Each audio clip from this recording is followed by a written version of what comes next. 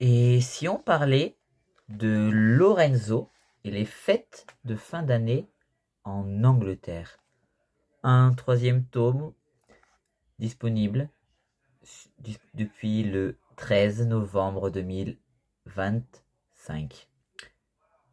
La suite des traditions magiques et féeriques des fêtes de fin d'année dans un autre pays, après l'Angleterre, après le Portugal.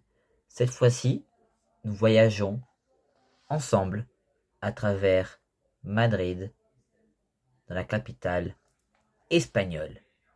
Alors, c'est parti pour découvrir cette histoire qui nous est racontée par nul autre que Lorenzo, notre très nouveau, tendre et surtout notre nouveau ami. Alors, préparez votre petit chocolat chaud, même si ce n'est plus Noël. Au mois de janvier, continuons à boire un petit truc bien chaud. Alors, juste après ça, et après, on voyage au cœur de Madrid.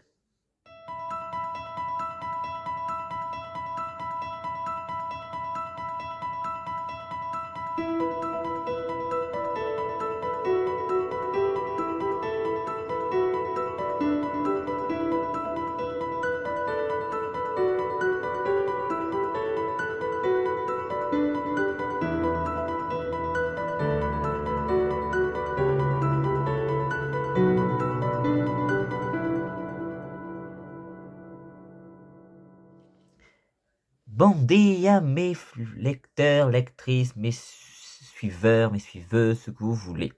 Et on se retrouve aujourd'hui pour une toute nouvelle vidéo. Et cette fois-ci, on va parler de Lorenzo et les fêtes de fin d'année en Espagne.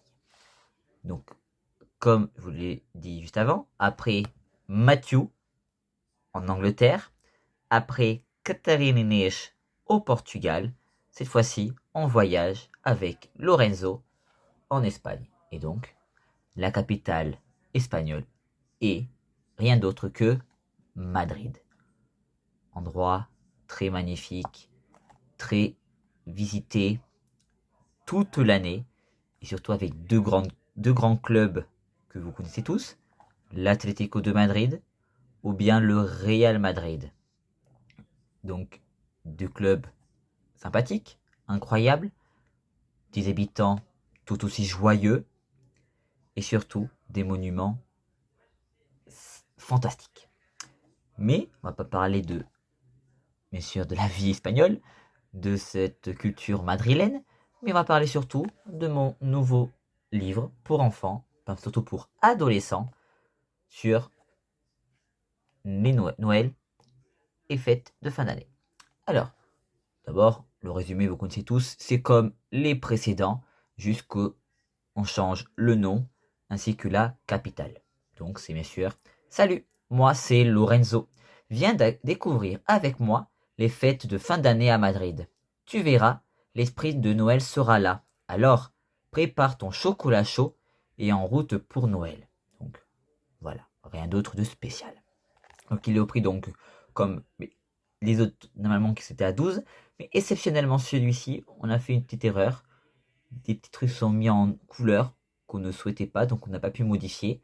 Donc, malheureusement le prix passe à 14 euros au lieu de 12, mais bon, ce n'est pas très grave.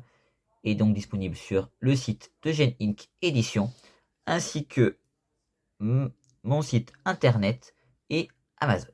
Voilà. Donc comme les précédents, vous retrouvez des illustrations magnifiques, comme par exemple celle-ci avec le petit bateau. Voilà. On voit Lorenzo ainsi que son grand frère, parce que oui, Lorenzo ici, il a un grand frère ainsi qu'une petite sœur. Voilà. Si pas bêtise, le grand frère s'appelle Matteo et la petite sœur s'appelle Paola. Voilà. Toutefois, comme les autres, je vais vous lire un petit extrait, enfin un chapitre plutôt. Donc on va prendre au hasard, nous allons directement au 31 décembre. Comme ça au moins, voilà. Ça y est, dans peu de temps, nous allons passer à la nouvelle année. L'an 2025 s'achève et 2026 arrive. Mais avant cela, nous allons assister à la célèbre course de la Saint-Sylvestre. Tu sais, cette course tire son nom d'un pape catholique décédé le 31 décembre. Mais attention, ce n'est pas une fête funèbre, c'est une course différente, festive et pleine de bonne humeur où tout est permis. Courir entre amis, en famille, déguisés, ou même lancer des confettis sur les passants. Mais d'où vient cette tradition? Retour en arrière à l'époque de la première course. C'était en 1925, au Brésil. Un journaliste avait eu l'idée d'organiser une course, le dernier jour de l'année, pour promouvoir son journal. L'idée lui était venue après avoir vu une course du Nouvel An à Paris, où les coureurs portaient des torches qui illuminaient leur passage dans les rues.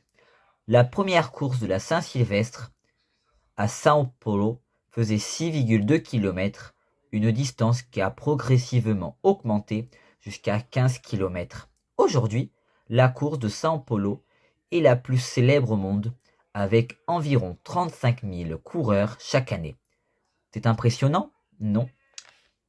Il est 17h lorsque nous arrivons près du stade Santiago Bernabéu, où mon club préféré, le Real Madrid, joue.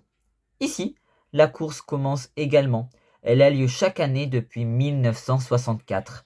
Il y a du monde partout et tout le monde attend avec impatience. Les coureurs sont prêts, ils s'échauffent, prêts à courir 10 km. À 17h30, le départ est donné. Les coureurs s'élancent du stade et passent par des sites touristiques comme Cibeles, la Puerta de Alcalá et le Paseo del Prado, pour finir à Vallecas. Nous suivons la course sur un écran géant installé pour l'occasion. C'est incroyable. Je peux te dire que je ne m'ennuie pas une seconde. Pendant ce temps, je déguste un délicieux turrón. C'est un vrai régal. La course est terminée et nous rentrons à la maison. Nos amis arrivent bientôt, mais nous n'avons toujours pas préparé la table ni les délices pour la nocheviera. Le temps presse. À 19h, la sonnette retentit. En ouvrant la porte, je vois nos amis Isabella, Christiane et leurs enfants Raphaël et Martha. Quelle joie, je suis tellement heureux qu'ils soient là. Maintenant, la fête peut enfin commencer. Sur la table, il y a tout un festin, des fruits de mer, mariscos, du cochon de lait rôti, cachinillo asado, et des lentilles, symbole de richesse et d'abondance, chaque lentille représentant une pièce de monnaie dans l'espoir d'une année prospère. Les bruits des couverts résonnent de la salle à manger. C'est incroyable. La joie entre amis, c'est ce qui rend le réveillon et la nouvelle année encore plus spéciaux. Les turrones et les polvorones arrivent sur la table, accompagnés de cava mousseux. Bien sûr, le vin espagnol réservé aux adultes. Les enfants, eux, boivent de la horchata, une boisson rafraîchissante à base d'eau, de sucre et de souchet. Quel régal! Il est presque 20h, mais nous devons nous dépêcher. Une autre course de la Saint-Sylvestre va bientôt commencer. Cette fois-ci, avec des stars internationales. Quelle chance de voir des grandes célébrités. Je suis le plus heureux. Ding dong, la cloche sonne 20h. La course débute. Nous sommes à la Puerta de Alcalá, près avoir passé le coureur. Les minutes passent vite, mais personne n'est en vue. Où sont-ils? Et voilà, une star arrive, puis deux, et bientôt des centaines d'autres. Nous les applaudissons tous pour les encourager. Une voiture suit la course, ce qui signifie que tous les coureurs sont passés devant nous. Il est temps de partir pour la Plaza Puerta del Sol, où nous passerons la soirée du Nouvel An. Les rues illuminées de Madrid sont magnifiques. J'aurais aimé avoir plus de temps pour admirer les décorations, mais les festivités touchent à leur fin. Nous arrivons à l'épicentre des célébrations du Nouvel An en Espagne, la Plaza Puerta del Sol. Des milliers de personnes se rassemblent ici, chaque 31 décembre. D'abord, nous achetons les fameux 12 grains de raisin. C'est une tradition. À chaque coup de minuit, il faut manger un raisin. Cette coutume remonte à 1909, lorsque des viticulteurs levantins, dont la récolte avait été abondante, ont distribué gratuitement des grappes de raisins aux habitants, leur disant que manger ces raisins leur porterait chance. Plus d'un siècle plus tard, cette tradition est toujours vivante, et partout en Espagne, on mange ces 12 raisins qui symbolisent la chance pour les 12 mois de l'année à venir. Nous nous plaçons devant l'horloge de la Real Casa de Correos et attendons le passage à la nouvelle année. Les décorations festives s'éteignent une à une et le cercle central de l'horloge s'illumine. Les 12 coups de minuit commencent. 12, un raisin. 11, deux raisins. 10, trois raisins. 9, 8, 7, 6, 5, 4, 3, 2, 1. Et là, nous crions tous ensemble Feliz Año Nuevo. Les feux d'artifice explosent dans le ciel, les confettis tombent dans les airs, et tout le monde s'enlace. J'embrasse mes parents, mon frère et ma petite sœur. L'an 2025 s'achève, et l'an 2026 commence. Pour nous, la soirée ne fait que commencer. Encore un Feliz Año Nuevo, mais surtout, que tengas un buen año. Et donc à la fin, vous pourrez trouver une petite illustration de la place avec le feu d'artifice en arrière-plan. Comme vous avez peut-être pu le voir, il y a l'année 2025 et 2026. Parce que oui, à chaque livre que je sors, ça date de l'année de sa sortie. Par exemple, Matthew, c'était en 2023. Donc, les fêtes de Noël se passent en 2023. La nouvelle année en 2024. Pour Katharina Inès, fête 2024, nouvelle année 2025. Et donc, pour Lorenzo, fête de fin d'année 2025 et nouvelle année 2026. Donc à chaque fois, l'année se passe dans mon livre. Par exemple, cette année, fin d'année, mon nouveau livre qui sortira, donc vous le dis, c'est en Italie, avec une narratrice, donc une petite fille, qui s'appellera Ginevra. Donc, la fête de fin d'année en Italie chez elle se dérouleront donc en 2026. Donc la date, l'année de sa sortie, et la nouvelle année en 2027. Donc, à chaque livre que je sortirai sur ce thème-là, aura l'année donc de sa sortie, pour que ce soit un peu plus concordant, on va dire. Voilà. Après, à la fin, comme les autres livres, vous pourrez retrouver l'histoire racontée donc par Lorenzo sur la capitale madrilène. Voilà. Petite histoire très sympathique qu'il vous raconte. Puis ensuite vient, je veux dire, la fameuse recette du tolón d'Alicante. Donc, vous pourrez faire un petit nougat espagnol, si ça vous dit. Même hors les fêtes, vous pouvez le faire, il n'y a aucun souci. Puis donc vient le lexique, bien sûr, vocabulaire français-espagnol. Comme ça, vous pourrez vous enrichir un peu plus sur cette langue-là. Et pourquoi pas aller pour les prochaines fêtes en Espagne. Et ainsi, vous connaîtrez divers mots. Comme ça, moi, ça serait très simple. Par exemple, si je vous dis... allez, un exemple, si je vous dis la course de la Saint-Sylvestre, vous pourrez dire Carrera de Nochebuena ou grain de raisin uvas, par exemple. Et après, dans bon voyage, je veux dire bon voyage en espagnol, c'est buen viaje. Parce que le J, on fait le rota. On roule le J, comme le R, rota. Après, vous pourrez retrouver le glossaire et savoir avec plein d'aliments, donc jamón ibérico, lomo, ensalada de Navidad. Comme ça, vous pourrez savoir comment ça se dit, ainsi que la définition. Et puis après, mon petit autre, par exemple, les dates des musiques qui que j'ai pu mettre à l'intérieur du livre.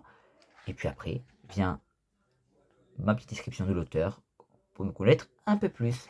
Voilà, c'était donc Lorenzo et les fêtes de fin d'année en Angleterre. Et donc, comme je vous l'ai dit tout au début, il est disponible depuis le 13 novembre 2025 sur mon site internet, sur Amazon et sur le site de la maison d'édition, Gen Inc. Édition. Donc, si vous voulez le retrouver, vous pouvez aller dès à présent, même si ce n'est plus les fêtes, vous pouvez quand même vous le procurer. Pour moi, il est temps de vous dire au revoir et on se retrouve très vite pour une prochaine vidéo. Bye bye.